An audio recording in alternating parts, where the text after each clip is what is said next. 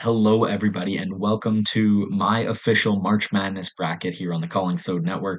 Curtis released his bracket yesterday. He had UConn winning in the national championship, I believe, if I'm not mistaken. Really excited for this tournament. One of the best times of the year, specifically this upcoming weekend where you have the round of 64 immediately into the round of 32. You just have it goes from 64 teams to 16 teams in like 4 days, March 19th to March 22nd, as it says here on the screen. Really excited for this tournament. And there's a lot of, really high end talent in this tournament. A lot of, future NBA players, future top picks in the draft. But yeah, let's get into it. Starting off pretty easy. Duke, like I said, a lot of high end players, a lot of high end talent. Cameron Boozer has been leading this squad all season. Um, and I think this Duke team is potentially due for a deep run. Ohio State and TCU. TCU, I'm actually going to have them winning this one. Sorry, Dave. Curtis's dad, big Ohio State fan, although I think he cares much less about the basketball team than he does the football team. Ohio State, part of a really strong Big Ten. But TCU, when they're on their game, they've beaten Florida, they've beaten Iowa State, Texas Tech earlier in the season. I just think TCU is the better of these two teams. St. John's, I'm going to have St. John's winning this one. Maybe a little bit of bias because I like Rick Pitino because I flew on a plane with him back when he was coaching Iona. His team took just a regular plane. It was from JFK to Buffalo, and I remember seeing him and recognizing him, but not really knowing from where. Lo and behold, it was one of the most legendary college basketball coaches of all time. He's going to be advancing there to the round of 32 to maybe set up a collision course with Kansas. You got Darren Peterson, like I mentioned, Cameron Boozer. Darren Peterson's another one of those big names, potential number one pick in the upcoming draft, especially with some solid performances in this tournament. I think he can solidify himself as that. Louisville versus South Florida. Louisville, speaking of Rick Pitino, one of his formerly coached teams, they are without maybe their best player in Mikel Brown. So I'm going to actually have an upset here. South Florida over Louisville, one of my double digit seeds advancing to the round of 32. Won't have a double digit seed here, although North Dakota State, I think they can keep this game closer. Than people may expect, but I still think Michigan State's going to win it. UCLA, I have them winning. I can't remember UCLA being this good. I think maybe a few years back they were solid, but really since not the Lamelo Ball era, that era never happened. We won't even get into the LiAngelo Ball era. But the Lonzo Ball era, I believe they went to the Sweet 16 and lost to Kentucky that year. But UCLA, really strong team. And then I have UConn, another really strong team, one of the best teams, probably the best team of the 2020s under Hurley. I'm going to have Arizona advancing. You're not going to see a 16 over 1 upset in this bracket. I'm just letting you know now. And I don't think like Long Island is going to be that team. Villanova, they used to be one of the most decorated teams. Maybe not decorated, but feared teams. They were really, really strong for a while there, but not really so much so anymore. I'm going to have Utah State advancing. Wisconsin, High Point, potential for a 12v5 upset. You always got to pick one, but I'm going to have Wisconsin advancing here. Big Ten teams, I think, are really, really strong, and a lot of them have chances to take a deep run. Arkansas versus Hawaii. A part of me wants to pick Hawaii just because, I don't know, it's Hawaii. And, they play pretty suffocating defense. They play a lot of man. They don't really switch, and they can kind of wear you down, just sticking on you like glue. Yeah, that can be annoying. But I think Darius Acuff, the best player on Arkansas, another one of those players to watch in this tournament. I think he overcomes that. And Arkansas, under John Calipari, another legendary coach, advance. BYU, Texas. I'm not going to have all 11 over 6 seeds, but so far we're starting with two. Texas beat NC State last night in a really close game. And, even though these teams have been playing in conference tournaments in the week leading up to this tournament and playing in those like elimination games, I think I like to pick a first four team to advance because, they just went through what they're going to have to go through again. And BYU, even though they have Debansa, however it's pronounced, I don't know what I do with my hand there. However, it's pronounced. He's going to be one of the top picks in the draft as well. But there's only so much he can do. They're going to be without Richie Saunders, who was a key part of this team, and they're just kind of not the same without them. I'm going to have the Longhorns advancing. Hook 'em, even though I have no allegiance to Texas. Gonzaga uh, is a really strong college basketball team, specifically, well coached, just one of those teams you expect to be in the tournament. And I'm going to have the Bulldogs advancing. Missouri, uh, going to end Miami's magical year that was college sports for Miami, making the college football national championship. They're not going to have as much success in basketball. And then Purdue been coming on really, really strong. They won the Big Ten, really, really strong conference there. And yeah, they were the preseason favorites, kind of disappointed out of the gate, but they're coming into their own. They got a 2 seed to play Queens, who it's their first year in D1, I believe. They just were promoted last season. So cool story. It would be insane if they won, but I'm not going to have them winning. So that's what I have in the West. Now moving on to the South, I have the reigning champs winning at least a game in this tournament. Um, I have Florida advancing over whoever comes out of that first four matchup, and then Clemson. I'm not really confident in them. And Iowa has a really really strong team, so I'm gonna have them advancing. Vanderbilt McNeese, another potential for a 5v12. You have, I forget his name. I don't want to, throw out a name that's incorrect. So the boombox guy, you know who I'm talking about. He'll create some cool buzz social media around this game, but Vanderbilt's been very good. They went all the way to the SEC final. Um, and yeah, they're just a really strong team, and they have the tools to go on a deep run. Nebraska here getting the 4 seed. They've actually never won a game in the tournament in their history, which is kind of insane because Nebraska is just, you know, an old team. Like historically, they're not like a newer college. They've always been around, and I think it's gonna continue. Troy's gonna beat them, and Nebraska's still gonna be out there searching for their first tournament win. A team that has a lot of tournament wins that will continue to add to that total. North Carolina, uh, Curtis, that's his favorite team. Illinois Penn, maybe chance to be the deepest upset on my bracket, but I ain't gonna have Illinois advancing. Penn won the Ivy League, and I just remember like, the first year I was into March Madness was the year it was either Yale or Princeton. I think it was Yale. Yale beat Baylor, I believe, and I was just like, oh, maybe I gotta start respecting these Ivy League teams, but not this year. St. Mary's I'm gonna have over Texas A&M, and then Houston. I think they're potentially going to go on a deep run. They lost in the finals last year, and they're going to want to avenge that loss. Michigan, another one of those teams that can really make a deep run. Yaxel Lindeberg, or yeah, Lindenborg. It's not the flashiest name, but he might put himself on the radar for people watching this tournament. I think he's their best player. I think Michigan is going to go on a deep run here in this tournament. A little bit of a spoiler alert.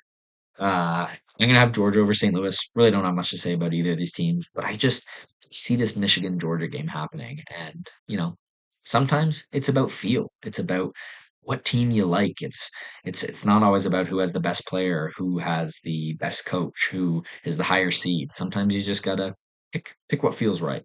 And speaking of that, I'm gonna have the Zips, the Akron Zips, advancing to the round of 32. There is my 5v12 upset. Texas Tech without JT Toppin. I think it definitely derailed their season. And yeah, Akron, who won the MAC, I believe, they're gonna advance there. Alabama also advancing. I don't think Hofstra is going to be able to keep up with their offense. And then another MAC team potentially with Miami, Ohio.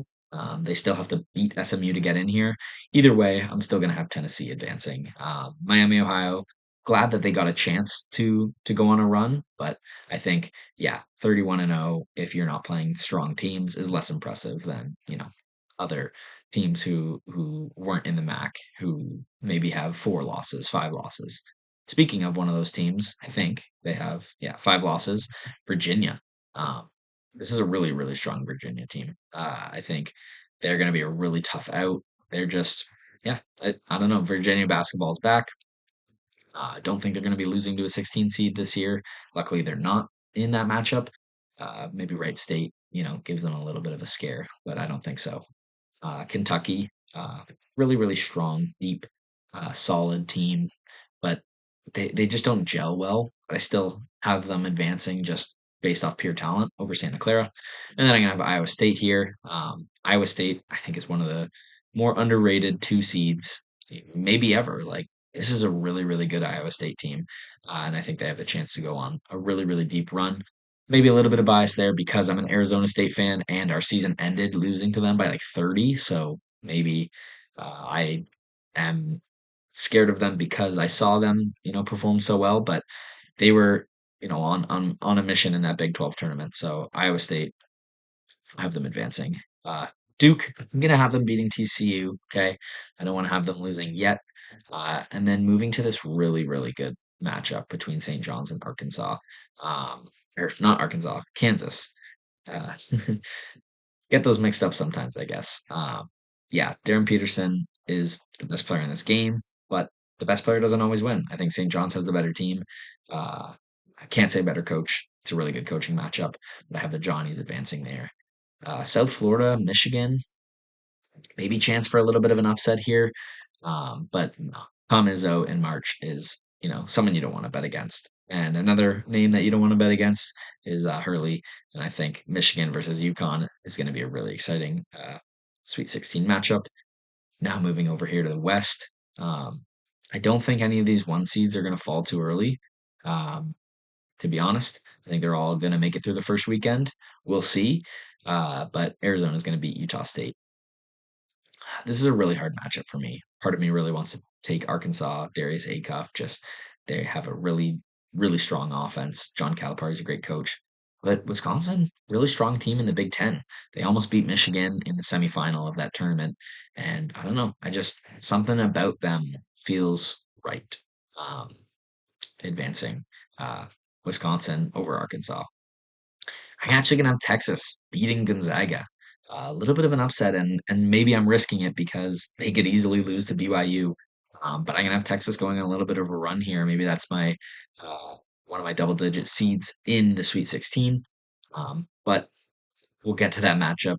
Purdue hot at the right time. Nobody wants to face them. Um, Florida versus Iowa. I'm really close to taking Iowa here. But again, I think all these one seeds make it out of the first weekend and then setting up a CC tournament uh, uh, quarterfinal. I believe they played in rematch. That'll be really really fun. Troy, they can maybe win one game, but Vanderbilt again, one of those teams that's really hot right now that you don't want to face. UNC Illinois. I'm gonna go Illinois there. Sorry, Curtis. Illinois is just really strong offense and really really solid team.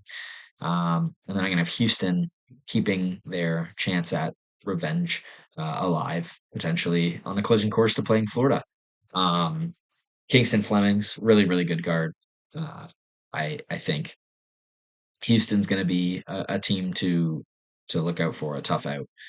Like I said, all these one seeds advance. But here's a big upset. I got the Akron Zips all the way to the Sweet 16, beating Alabama. I don't know, something about this Akron team. I feel like they could be one of the Cinderella stories of the tournament. And then Tennessee, Virginia. Virginia's just really solid. I think they're going to overcome Tennessee. And then Iowa State, much better team than Kentucky, in my opinion. Duke, St. John's, really tough matchup. I'm going to go St. John's, though. Just think it's Rick Pitino. They were underseeded as a 5 seed. They could be a 3 seed, a 2 seed even, but they got a 5 seed. Really tough group for Duke. Tough draw, even though they were the number one overall team. I think they're going to fall in the Sweet 16. And yeah, it kind of just continues. Duke's had some really good teams in the last decade, but haven't been able to get it done since 2015, I believe, was the last time they won the national championship. And yeah, that's going to continue. Will I do a Yukon St. John's matchup? I will. I think this blanking on their conference right now, but these two teams have played each other quite a bit in the last few years, and it's going to set up a really nice game in the Elite Eight there. I don't know. I'm moving down because Arizona, they're going to be a 1 seed that will, keep dancing, setting up a matchup with another 2 seed in Purdue. Florida Vandy.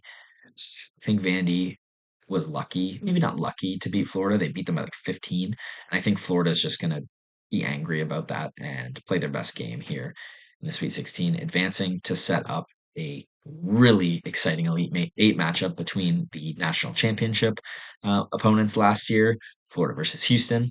Unfortunately, I think the uh, Cinderella story for Akron here ends as Michigan is a really strong team, and I think they, have what it takes to go on a deep run. And Iowa State, again, really solid team coming out of the Big 12.